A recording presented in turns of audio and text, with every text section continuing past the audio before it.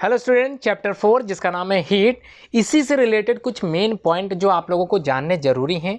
इसी से रिलेटेड जो मल्टीपल चॉइस क्वेश्चंस आप लोगों ने प्रीवियस वीडियोस में की थी, उसी के आगे की ये वीडियो बनाई जा रही है। उम्मीद करता हूँ आप लोग इस वीडियो में एक्टिव रूप से जुड़े रहोगे, एंड तक वीडियो देखोगे और सारे क्वेश्चंस को अटेम्प्ट जरूर करोगे, कमेंट जरूर करते चलोगे और अपना नाम जो आप लोगों ने लिखा होगा कमेंट बॉक्स में वो जरूर किया होगा आप लोगों ने।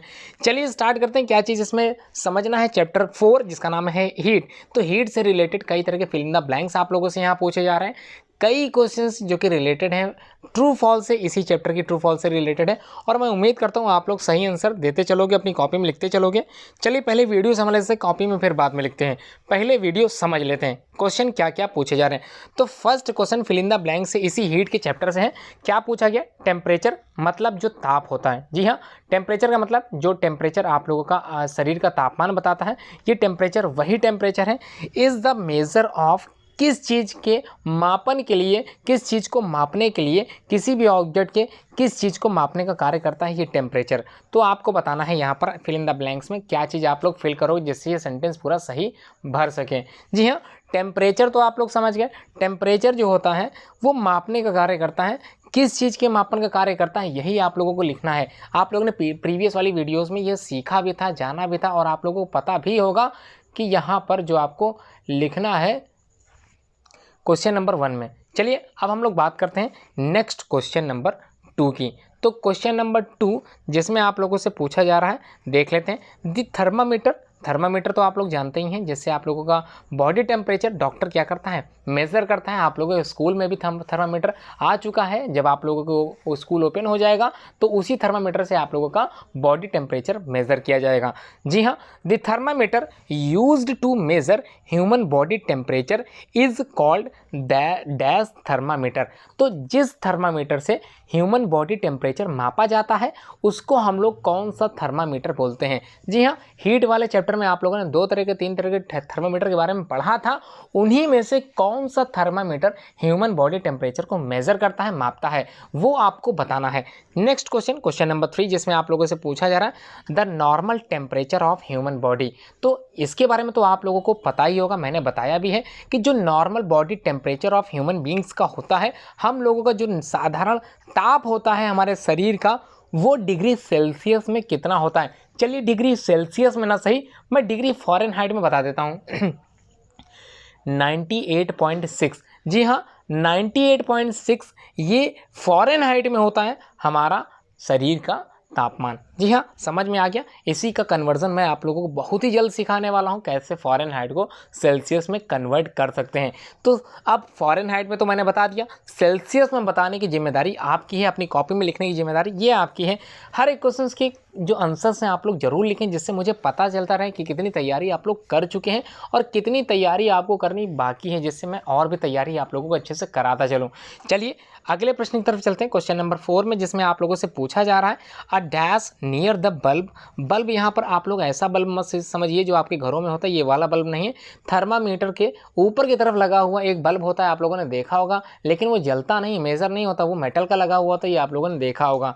थर्मामीटर को आप लोगों को ध्यानपूर्वक देखना है, जैसे आप लोगों को हर एक पार्ट पता चल सकें।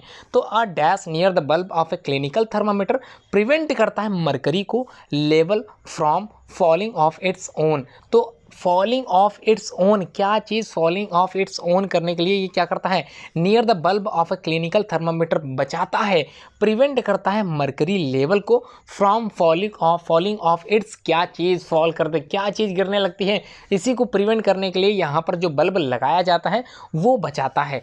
किस चीज़ को फॉल होने से, किस चीज़ की गिरावट के लिए रोकता है, ये आपको यहाँ पर बताना है। क्वेश्चन नंबर 5 में पूछा जा रहा है in dash generally the heat is transferred by the process of conduction. तो इन डैश, तो किस चीज़ में generally the heat is transferred by the process of conduction. तो कंडक्शन एक प्रोसेस होती है जिसमें हीट का ट्रांसफ़र होता है, ये आप लोगों ने पढ़ा था। अब बताना क्या है, सॉलिड में ट्रांसफ़र होता है कंडक्शन से, कि लिक्विड में ट्रांसफ़र होता है कंडक्शन से, या फिर गैस में होता है, ये आपको बताना है। आप लोग समझ गए क्वेश्चन क्या पूछा गया, सिंपली पूछा गया, आप लोगों को आंसर सिंपली ही देना है। नेक्स्ट क्वेश्चन नंबर 6 में आप लोगों से क्या पूछा जा रहा है, चलिए देख लेते हैं। The water and air are dash conductors of heat.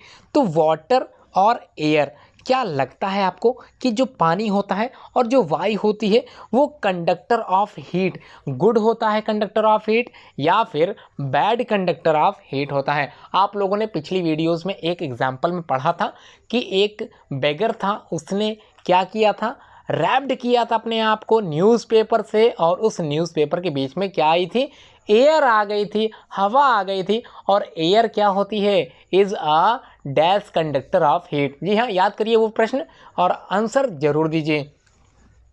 Next question number 7, in a coastal areas cold air flows in the day from sea to land. तो जितने भी कोस्टल एरियाज होते हैं, जब आप लोग बात करेंगे समुद्र के किनारे बसे हुए शहरों की, तो उसी में आप लोगों को समझ में आ जाएगा कोल्ड एयर, जो ठंडी हवाएं होती हैं वो बहती हैं, फ्लो करती हैं in the day from sea to land. जी हाँ, दिन के समय कहाँ से कहाँ तक, सी से कहाँ तक, लैंड तक। जी हाँ, समुंदर से हमारी पृथ्वी तक, या फिर हमारी जो कोस्टल एरियाज़ की जो लैंड होती है वहाँ तक क्या करती है, फ्लो करती है। इसी को हम लोग क्या बोलते हैं, इज़ कॉल्ड डैश। आप लोगों ने पढ़ा भी होगा, मोस्ट इंपॉर्टेंट टॉपिक है। इसी तरह के 2 टॉपिक आप लोगों ने अपने कोर्स में पढ़ा होगा हीट वाले चैप्टर में। चलिए, अगर जवाब दे पाने में सक्षम है तो जवाब जरूर दीजिए। अगला प्रश्न चलते हैं अब हम लोग क्वेश्चन नंबर 8 पे। When we come out in the sun we feel. जब हम लोग when we come out in the sun, धूप से आते हैं तो हम लोगों को किस प्रकार से महसूस होता है? धूप से आने के बाद आप लोगों को पता होगा, जब आप लोग अपने घर तक पहुंच जाते हो, छाई मिल जाती है आप लोगों को, तो किस प्रकार से आप लोग फील करते हो, किस प्रकार का अनुभव करते हो, यही आप लोगों को एक लाइन में या फिर एक वर्ड में आंसर लिख देना है। चलिए अब अपने अगले प्रश्न की तरफ चलते हैं, क्वेश्चन नंबर 9 में। ऑल हॉट बॉडीज़, ठीक है, सभी जो हॉट बॉडीज़ होती हैं वो रेडिएट होती हैं रेडिएशन के माध्यम से, या आप लोगों ने पढ़ा होगा। तो यहाँ पर क्या भरोगे, जितनी भी हॉट बॉडीज़ होती हैं जो रेडिएट करती हैं, डैश कहलाती हैं। तो क्या होगा आंसर, ये आपको बताना है। लास्ट क्वेश्चन नंबर 10, सॉरी और भी होंगे, तो फिलहाल तो ये जो लास्ट है, ये फिल इन द ब्लैंक्स का लास्ट क्वेश्चन है, जिसमें आप लोगों से पूछा जा रहा है ये जो ऊन है, वूल है, तो वूल क्या होती है, is a dash conductor of heat. तो कंडक्टर ऑफ हीट मतलब जो हीट होती है, गर्माहट होती है, हॉटनेस होती है, इसको क्या गुड कंडक्टर हो सकता है वूल, या फिर बैड कंडक्टर ऑफ हीट होगा? आपके अकॉर्डिंग क्या चीज़ यहाँ पर राइट होनी चाहिए? क्या गुड लगाएंगे या फिर बैड कंडक्टर ऑफ हीट लगाएंगे? कौन सी चीज़ लगाने के बाद ये सेंटेंस एकदम सही हो जाएगा, ये आपको बताना है और अपनी कॉपी में लिखते भी चलना है। अब हम लोग बात करेंगे कुछ स्टेटमेंट्स हैं जो यहाँ पर दिए गए हैं। आप लोगों को बताना सिंपली क्या है, या तो ट्रू बताना है या फिर उस स्टेटमेंट को फॉल्स बताना है। तो सबसे पहली जो स्टेटमेंट दी गई, चलिए पढ़ के सुना देता हूँ, मैं समझा देता हूँ कि क्या कहा गया है। यहाँ पर क्वेश्चन कहा गया है आर सेंस, ठीक है। सेंस कितने होते हैं आप लोगों को पता ही होगा, कितने तरह के जो सेंस ऑर्गन हमारे होते हैं वो 5 होते हैं। कौन कौन से होते हैं क्या ये भी बताना पड़ेगा। अगर आप लोगों को पता है तो कमेंट बॉक्स में कमेंट जरूर करें।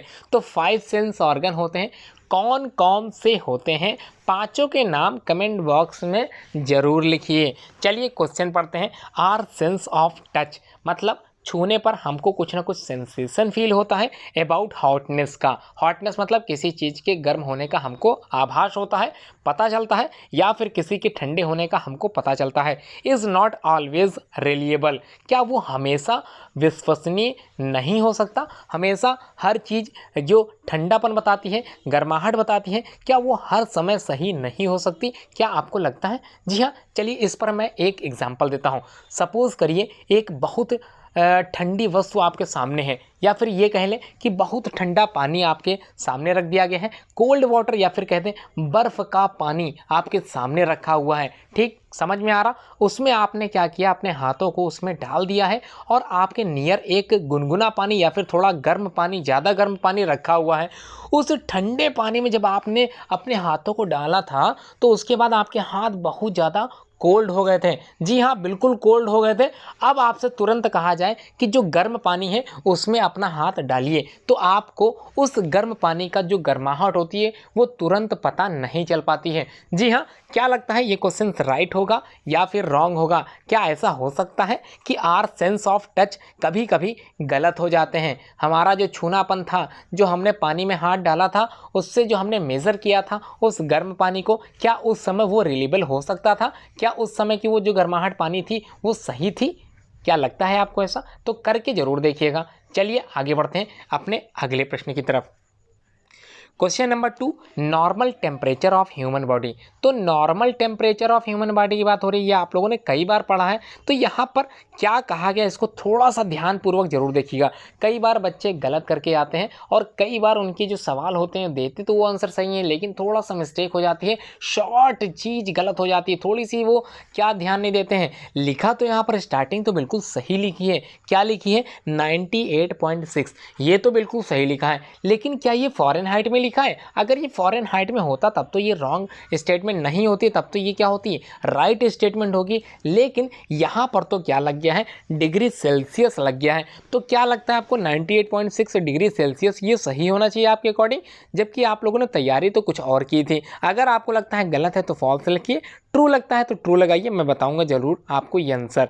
अगला प्रश्न, इन ऑल केसेस, सभी तरह के केसेस जो कि हीट होते हैं, फ्लो करते हैं from a hotter object to a colder object. आपको लगता है हर तरह के जितनी भी हीट वाली चीज़ें होती हैं उसमें हॉटर ऑब्जेक्ट से कोल्डर ऑब्जेक्ट की तरफ हीट का फ्लो होता है। ये आप लोगों ने पिछली वीडियोस में भी सीखा था, आपको पता चल गया होगा ये आंसर का राइट होगा कि ट्रू फॉल्स होगा। Next question number 4, water at higher temperature feels more hot. जी हाँ, आपको अगर लगता है कि वाटर की अगर हम लोग बात करें, जितना ज़्यादा पानी उबालते जाएंगे, जितना ज़्यादा पानी टेम्परेचर बढ़ता जाएगा, उसी तरह वो पानी हमको क्या लगता जाएगा, गर्म लगता जाएगा। अगर ये सही है तो राइट लिखें, ट्रू लिखें, नहीं तो इसको फॉल्स कर सकते हैं। मार्किंग ऑन क्लिनिकल थर्मामीटर, जो थर्मामीटर आपने इस्तेमाल किया था या फिर डॉक्टरी थर्मामीटर आप लोग इस्तेमाल करते आए हो बचपन से, आप लोग जब दवा लेने के लिए जब डॉक्टर के पास गए होंगे तब आप लोगों ने एक थर्मामीटर जो कि डॉक्टर के द्वारा आपको लगाया गया होगा, उसमें जो मेज़र पॉइंट होता है वही पॉइंट यहाँ पूछा जा रहा है। तो उसकी जो मेजरिंग स्केल होती है क्या 0 डिग्री सेल्सियस से 100 डिग्री सेल्सियस तक होती है, क्या ये सही है? अगर आपको लगता है बिल्कुल सही है तो कमेंट में सही लिखें, अन्यथा इसको फॉल्स कर सकते हैं। आप लोगों को याद आ रहा होगा कि 100 डिग्री सेल्सियस तापमान पर जो पानी होता है वो उबलने लगता है। तो आपको लगता है क्या ह्यूमन टेम्परेचर भी पानी की तरह जैसे उबलता है वैसे उबलने लगता होगा, इसी वजह से थर्मामीटर 100 डिग्री सेल्सियस तापमान तक हो सकता है? क्या आपको ऐसा लगता है? अगर लगता है तब तो आपके अकॉर्डिंग ये ट्रू हो सकता है, लेकिन अगर आपको लगता नहीं है तब आप लोग फॉल्स लिखें। तैयारी आपकी कैसी है ये तभी पता चल पाएगा जब आप लोग आंसर सही लिखते चलोगे और समझते चलोगे। चलिए क्वेश्चन नंबर 6 देख लेते हैं, शाइनिंग थ्रेड इन थर्मामीटर। तो शाइनिंग थ्रेड, आप लोगों ने थर्मामीटर को देखा था, उसमें शाइनिंग थ्रेड देखा होगा, चमकीली हुई एक धातु देखी होगी थर्मामीटर में, is the column of mercury. उसी को क्या कॉलम ऑफ मरकरी बोलते हैं, उसी में क्या पारा जो आपने मरकरी देखी थी उसी थ्रेड ऑफ शाइनिंग थ्रेड में ये मरकरी रहती है। और मरकरी आप लोग जानते ही हैं कि क्या होती है, एज अ रूम टेम्परेचर में वो लिक्विड होती है, जबकि क्या है वो मेटल है। जी हाँ, पहला ऐसा मेटल है जो क्या होता है रूम टेम्परेचर पे क्या होता है, लिक्विड फॉर्म में होता है। इसी वजह से इसको हम लोग थर्मामीटर में इस्तेमाल करते हैं, क्योंकि मेटल की एक और ख़ासियत होती है कि ये जो होता है ये हीटनेस के प्रति क्या होता है, एक्टिव होता है। जी हाँ, मेटल जो होते हैं गुड कंडक्टर ऑफ हीट, मतलब गर्माहट पाते ही ये क्या करते हैं, ये अपने आप प्रसार करना चालू कर देते हैं। बिल्कुल इसी तरह ये कार्य यहाँ पर कौन कर रहा है, थर्मामीटर में मेटल कर रहा है। और मेटल कौन सी चीज़ यहाँ पर पड़ी है, पारा पड़ा है, जिसको हम लोग मरकरी के नाम से भी जानते हैं। चलिए आपको लगता है ट्रू तो ट्रू लगाएं, नहीं तो फॉल्स करें। आगे बढ़ते हैं क्वेश्चन नंबर 7 में, द मटीरियल्स, मटीरियल समझ गए, कौन सा मटीरियल यहाँ पर आगे देखते हैं, which allow heat to pass through them easily are called conductors. तो कौन सा मटीरियल्स विच अलाउ करता है heat to pass through them cells easily are called conductor. तो जो कंडक्टर होते हैं वो क्या करते हैं, हीट को आसानी से पास कर देते हैं। अगर ये बिल्कुल सही है तो आप लोग ट्रू लगाएं, अगर लगता नहीं ऐसा नहीं हो सकता तो आप लोग फॉल्स करें। लेकिन मुझे जहाँ तक लगता है आप लोगों ने जितना पढ़ा है उसमें कंडक्टर की जो डेफिनेशन होती है वो फ्लो कर देता है किसी चीज़ को, चाहे वो इलेक्ट्रिसिटी हो चाहे वो हीट हो। अब आपको आंसर देना है। क्वेश्चन नंबर 8 पढ़ देता हूँ, क्या लिखा है, वाटर एंड एयर। फिर से वही चीज़ जो आप लोगों ने पढ़ी थी, वाटर और एयर क्या दोनों गुड कंडक्टर ऑफ हीट हो सकते हैं? अगर आपको लगता है बिल्कुल हो सकते हैं तो लगाइए ट्रू, अगर लगता है नहीं हो सकते तो क्या करना है आपको, सिर्फ फॉल्स लिख के आंसर आगे बढ़ जाना है। चलिए आगे बढ़ते हैं क्वेश्चन नंबर 9 पे।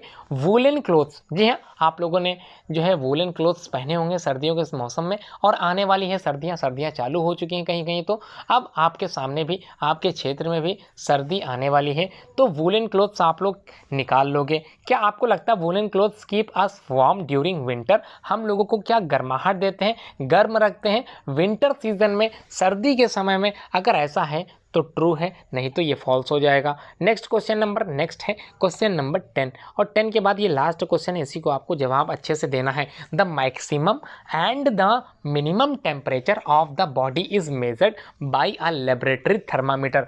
तो थर्मामीटर आप लोगों ने पढ़ा था, क्लिनिकल था और दूसरा लेबोरेटरी थर्मामीटर था। तो लैब में यूज़ किया जाने वाला थर्मामीटर लेबोरेटरी थर्मामीटर था, और जो डॉक्टरी थर्मामीटर होता है उसको हम लोग क्लिनिकल थर्मामीटर बोलते हैं। तो यहाँ पर क्वेश्चन कह रहा है the maximum and the minimum temperature of the day is measured. तो डे की बात हो रही है, दिन के समय की बात हो रही है, तो आपको क्या लगता है यहाँ पर इसको जो मेज़र किया जाता है बाय अ लेबोरेटरी थर्मामीटर के द्वारा किया जाना चाहिए या किया जाता है? अगर ट्रू है तो ट्रू लगाएं, नहीं तो फॉल्स है तो फॉल्स स्टेटमेंट लगा सकते हैं। पूरी वीडियो आप लोगों ने एंड तक जरूर देखी होगी, मैं उम्मीद करता हूँ कि आप लोग एक्टिव जरूर रहते होंगे हर एक वीडियोज़ में। अब जो वीडियोज़ आप लोगों को कल से मिलेंगे उसमें आप लोग जरूर लाइव रहें, क्योंकि कल से तैयारी और भी तेज़ी से मैं कराने वाला हूं। उसमें आप लोगों को सारे क्वेश्चंस एक ही वीडियो में मिलेंगे, उसमें multiple choice question, fill in the blanks और ट्रू फॉल्स तीनों चीज़ें एक ही वीडियो में आप लोगों को दिखाई जाएंगी। इसके लिए 2 वीडियो अलग से नहीं बनाई जाएंगी, क्योंकि आप लोग इतना ज़्यादा एक्टिव हो, ये देख के मुझे बहुत अच्छा लगता है कि आप लोग इतने अच्छे से तैयारी कर रहे हो। इसी तैयारी को और अच्छे से करते चलें, ऑनलाइन क्लासेस ज़रूर अटेंड किया करें, क्योंकि इसी ऑनलाइन क्लासेस से आप लोग और ज़्यादा अच्छे से तैयारी कर सकते हो। तो बहुत ज़्यादा अच्छे से तैयारी करके ही आप लोग आगे अच्छी क्लास में एंटर कर सकते हो। आगे क्लास आप लोगों के लिए छोटी मोटी नहीं आने वाली, बड़ी क्लास में आप लोग जाने वाले हो, इसलिए तैयारी भी बड़ी होनी चाहिए। तो तैयारी अच्छे से करते चलें, जिसमें आप लोगों को साइंस विषय इंटरेस्टिंग लगे और आगे आप लोग साइंस में कुछ ना कुछ अच्छा प्रदर्शन कर सकें। तो आगे इसी तरह की वीडियोस आप लोगों को मिलती रहे, इसके लिए आप लोगों को चैनल को सब्सक्राइब जरूर करना है। अपने आईडी से जरूर बनाया करें, अपनी ईमेल आईडी से ही जरूर रजिस्टर करें यूट्यूब पर, क्योंकि पता चल सके कौन सा बच्चा कमेंट कर रहा है। कभी कभी कन्फ्यूज़न हो जाती है कौन सा बच्चा कमेंट करता है और नाम किसी और आईडी से आता है, इसीलिए थोड़ा सा पहचान में नहीं मिलता कौन बच्चा कमेंट कर रहा है। इसलिए अपनी आईडी खुद बनाएं और अपनी आईडी को यूट्यूब पर रजिस्टर करके चैनल को सब्सक्राइब जरूर करें, जिससे आप लोगों को इस तरह की वीडियोज़ की नोटिफिकेशन मिलते रहे। वीडियो पूरी देखने के लिए आप लोगों का बहुत बहुत धन्यवाद।